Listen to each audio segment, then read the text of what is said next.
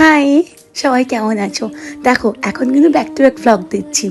তো এটা ছিল একটা বৃষ্টির দিন, আর আমি এত ব্লেসড, বারবারই বলেছি আমার কাজের জায়গায় এত ভালোবাসা পাই। এটা প্রান্তিকা, ও এতবার রিকোয়েস্ট করেছিল না ওর ছেলের বার্থডেতে যাওয়ার জন্য, না গিয়ে সত্যিই পারলাম না। সত্যি সেদিনকে যাওয়াটা খুব ডিফিকাল্ট ছিল, বাট ওর রিকোয়েস্টের কাছে আমি যেতেই হলো আমাকে, কারণ এত ভালোবাসা দিয়েছে ও আমাকে।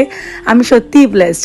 গেছিলাম শিমুরালিতে, ওখান থেকে বার্থডে বাড়ি অ্যাটেন্ড করে ফিরে গেছিলাম আমার পিসি শাশুড়ি বাড়িতে। ওখানেও একটা ইনভিটেশান ছিল, আমাদের ছোটো করে গেট টুগেদার ছিল।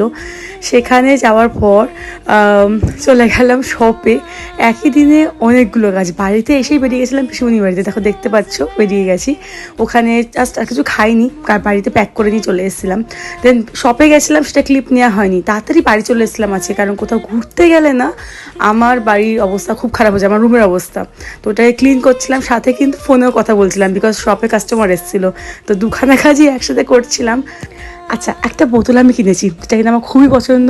এখন কদিন ভিডিওতে তোমরা এটা দেখতেও পাবে। তো চলো বাই, কেমন লাগলো জানিও কিন্তু।